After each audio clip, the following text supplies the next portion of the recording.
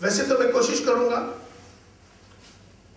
कि यहां से ये जो कॉन्फ्रेंस होने वाली है सॉल्ट सिटी में, कि यहां से विश्व भारती से किसी की नुमाइंदगी सूफीज्म पर हो, उसके लिए मैं वहां पर भी दरख्वास्त भेजूंगा। यहाँ से कोई नुमाइंदा इस सब्जेक्ट का, चूंकि सब यहाँ इकट्ठे उस पर जाना चाहिए, वहाँ विश्व भारती की तरफ से भी एक पैगाम सूफीज्म का आज जिस पे मेहनत होगी वहां पर रिप्रेजेंट करें, तो मैं उसके लिए कोशिश करूंगा और ये एक अच्छा मौका होगा अपनी बात को कहने का। ये तो एक सूफीज्म है, प्योरिटी की बात है। हमारे जिनको हम ऋषि मुनि कहते हैं वो भी सूफी है। ऋषि मुनियों ने क्या किया? ऋषि मुनियों ने गुफाओं में जाकर, हिमालयास पे चले गए, जंगलों में चले गए, तपस्या की। उनकी तपस्या क्या थी? ईश्वर के साथ कनेक्ट हो गए, अपनी आत्मा को प्योर किया। आत्मा प्योर कैसे हो सकती है? आत्मा प्योर तभी हो सकती है कि जब हम नेक अच्छे काम करें, तभी हमारी आत्मा शुद्ध होती है। मैं एक वाकया बताऊं आपको, समय का मुझे बहुत ख्याल रखना है क्योंकि और लोगों को बोलना है। मेरे स्टूडेंट्स बैठे हैं, एक अच्छा ज्ञान लेके जाएंगे। दोस्तों, आज गुरुओं का क्या सम्मान है, मुझे बड़े अफसोस के साथ ये कहना पड़ रहा है कि हमारी जो ट्रेडिशंस की बात है, इंडियन ट्रेडिशंस पर हम इस बात को, उससे हम जोड़ना चाहते हैं इस बात को कि एक वक्त था कि गुरुओं का सम्मान होता था, गुरुओं का सम्मान होता था, गुरुओं का पूरी उनके साथ पूरा उनको इज्जत देना, उनकी सेवा करना, तब जाके गुरु उनको ज्ञान देता था, संस्कार उनके पास हुआ करते थे। मगर आज दोस्तों, अफसोस की बात यह है कि हमने अपने कल्चर को, इंडियन ट्रेडिशन जो है हमारा जो भारत का कल्चर है, उसे हमने छोड़ रहे, हम वेस्टर्न कल्चर की तरफ जा रहे हैं और वेस्टर्न वाले वहाँ के हमारे कल्चर को अडॉप्ट कर रहे हैं। ये बहुत बड़ा फर्क आया है, क्योंकि हम बाहर देखते हैं, जा रहे हैं, इसलिए आप लोगों को ये बात बता रहा हूँ कि हमने अभी बहुत सारी जगह मैंने सुना है, अखबार में पढ़ता रहता हूँ कि चाहे माता हो पिता, अपने बच्चे की अगर पिटाई कर देता है तो वो पिटाई वो उसके लिए एक अच्छे सबक के लिए होती है, वो उसमें प्यार होता है। अगर अमेरिका में, इंग्लैंड में माता पिता अगर अपने बच्चे के ऊपर हाथ उठा दिया, बच्चा पुलिस में कंप्लेंट करे तो बाप को जेल हो जाती है, माता को जेल हो जाती है, ये वहां का कानून है। अभी आप लोगों ने सुना होगा, नॉर्वे की एक बच्ची थी जिसको माता पिताजी ने, वहां पर एक बच्चे ने हल्का सा डांट दिया था, पिटाई कर दी थी, तो उस बच्चे को नॉर्वे की गवर्नमेंट ने जाने नहीं दिया, उनके माँ बाप से जुदा कर दिया। कोई माँ बाप अपने बच्चे को जो प्यार होता है तभी उसके लिए पीटता है। इसी तरह से दोस्तों, गुरु भी अपने हक से अपने स्टूडेंट के ऊपर हाथ उठाता है तो वो हाथ उठाना नहीं होता है, वो उसको ज्ञान देना होता है, वो शफकत होती है, वो प्यार होता है। मगर अनफॉर्चुनेट आज हमारे कानून बना दिया गया, अगर टीचर ने बच्चे को हाथ लगा दिया, टीचर को कंप्लेंट हो जाएगी, टीचर जेल चला जाएगा। हम इस तरह बहुत, हमारी तवज्जो बढ़ गई, हम अपने आप को मॉडर्न महसूस करने लग गए कि हम बहुत मॉडर्न हो गए। क्या आज हम अपने गुरुओं का क्या दिया? हमने गुरु को, आज हमने गुरु से क्या लिया? यही क्या मिलेगा हमको? हमारे पास संस्कार नहीं होंगे, हम क्या तरक्की करेंगे? आज हम इंजीनियर बनना चाहते हैं, मगर कैसा इंजीनियर? जो कि हम सीमेंट कम मिला दें, हम दूसरों को नुकसान कर दें, पुल कमजोर बनाएं, सड़क को कमजोर बनाएं, हम रिश्वतखोरी करके अपना, हम ऐसे इंजीनियर बने, क्योंकि हमारे पास संस्कार नहीं है। अभी मेरे पास मेरे मुरीद, मेरे भी जो ज्यादातर मुरीद हैं वो मेजॉरिटी गैर मुस्लिम्स हैं, हिंदूज हैं। 40,000 में से ऊपर मेरे वर्ल्ड वाइड मेरे मुरीद हैं जो मेरे साथ जुड़े हैं, मगर उनकी तादाद हिंदूज में बहुत ज्यादा है, क्रिश्चियंस भी हैं, ज्यूज भी हैं। मगर क्या वजह है कि वो मेरे साथ जुड़े हैं? सिर्फ यही एक वजह है कि हम सबको एक साथ लेकर बात, एक समान उनके लिए दुआएं करना, उन लोगों के लिए उनकी जरूरतों पे उनके साथ खड़े होना, यही इस्लाम है। यही मजहब का काम यही होता है कि सबको लेके चलने का। हमें ऐसी एजुकेशन नहीं चाहिए कि जब हमारा अपने जो संस्कार हैं, हमने माता पिता के, गुरुओं का मान, सबका सम्मान खत्म कर दिया। एक रिटायर्ड अभी एक बहुत बड़े आईएएस ऑफिसर है दिल्ली के अंदर, बहुत बड़े ऑफिसर है और बहुत पैसे वाले भी हैं। उन्होंने, उनकी माता ने उनको बड़ी मेहनत से बड़ा पैसा लगा के और बड़ी दुआएं दे दे के उनको एक बड़ा ऑफिसर बनाया। और वो ऑफिसर बड़ा बनने के बाद आज अपनी माता जी को उसने वृद्ध आश्रम में रखा है। अपने माता पिता की सेवा नहीं कर सकता वो, जिस माता पिता ने उसको जीवन में उसको उठाया। हमारे पास चूंकि उसके पास संस्कार नहीं है, वो ऑफिसर जरूर बन गया, वो उसने एजुकेशन जरूर ले ली, आईएएस ऑफिसर वो जरूर बन गया, मगर उसके पास संस्कार नहीं है। उसने अपनी माता को वृद्ध आश्रम में छोड़ दिया। आज वृद्ध आश्रमों का कंसेप्ट हमारे यहाँ बड़ा तेजी से चल रहा है। हमने माता पिता का सम्मान छोड़ दिया, हमने भाई अपनी बहनों का सम्मान छोड़ दिया, अपनी औरतों का सम्मान करना छोड़ दिया, क्योंकि ये वेस्टर्न सिस्टम चला कि औरत कहीं भी किसी से शादी करे, किसी से भी मिले, उससे कोई फर्क नहीं। ये हमारे यहाँ का कल्चर नहीं है।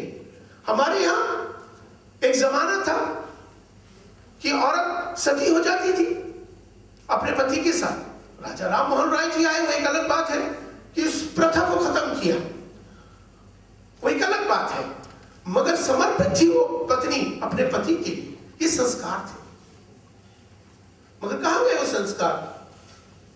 आज हमें संस्कार, हम ये नहीं कहते कि सती हो, मगर अपने पति की सेवा भी तो करनी चाहिए। उसका धर्म क्या है?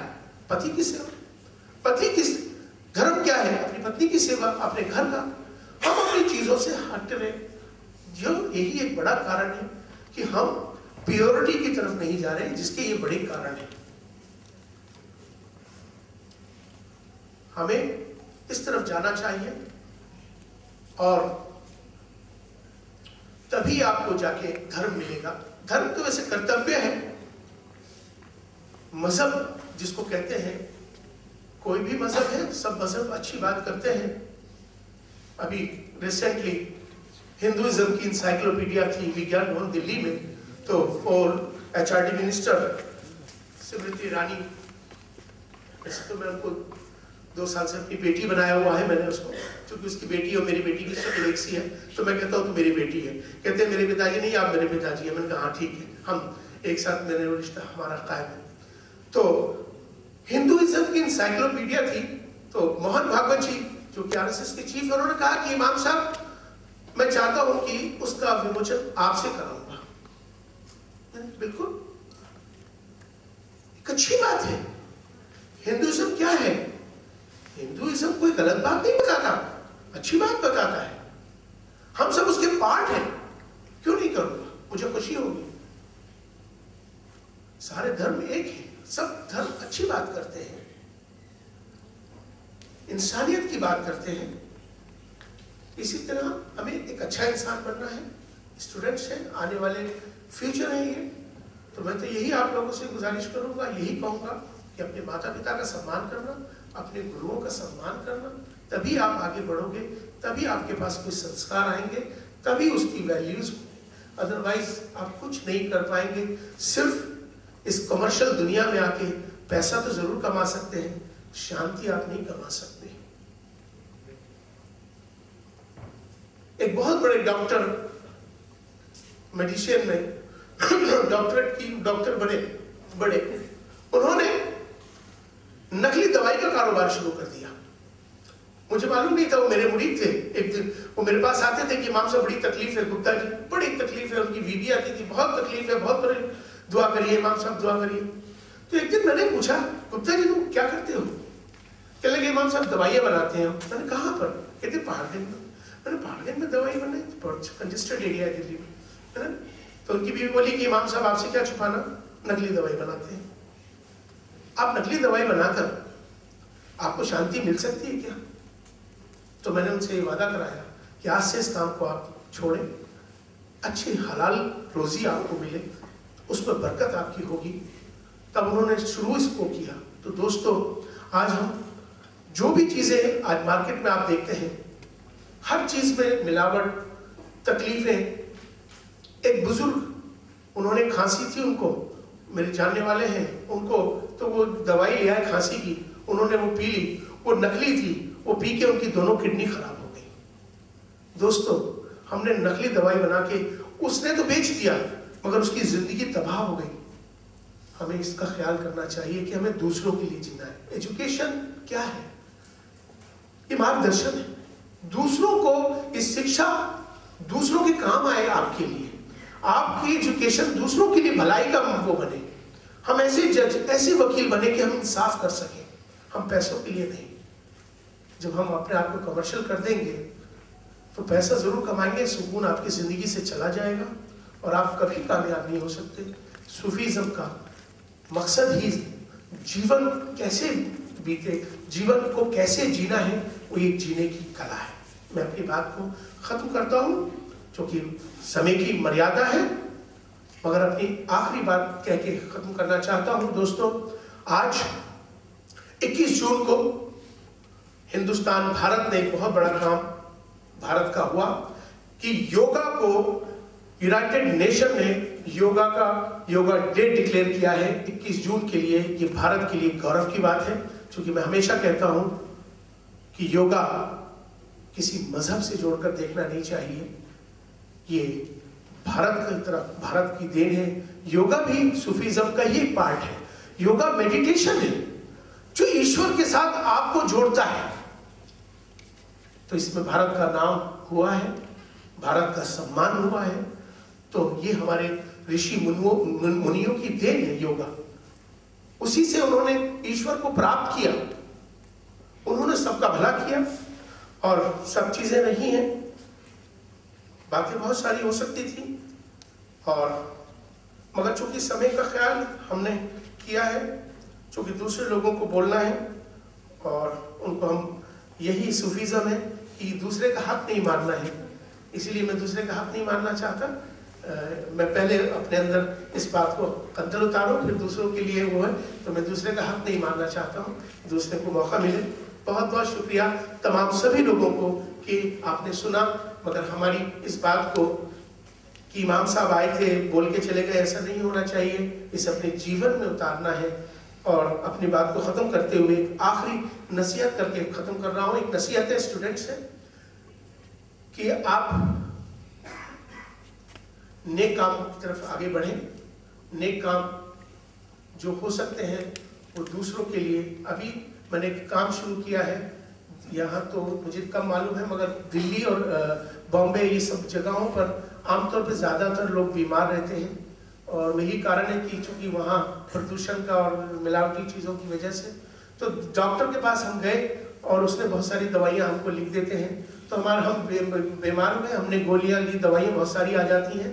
तो दोस्तों, जो आप ठीक होने के बाद जो घर में जो दवाइयाँ बच जाती हैं आपके पास, उन्हें हम डिस्ट्रॉय कर देते हैं या फेंक देते हैं। उन दवाइयों को आप इकट्ठा करके, जो स्लम्स के एरियाज हैं वहाँ डॉक्टर के पास आप जाएं और उस दवाई को, उन सारी को डॉक्टर्स को दे दें और डॉक्टर्स को कहें कि ये किसी भी गरीब के काम आ जाए। आप इसको ज़रूर करें, उसको ख़राब ना होने दें। बहुत बहुत शुक्रिया, इससे आपको बहुत नेकी मिलेगी। दूसरों को जीवन देना, दूसरों के लिए अच्छा करना, ये आपके जीवन के लिए, आपकी सेहत के लिए बहुत अच्छा होगा। बहुत बहुत शुक्रिया।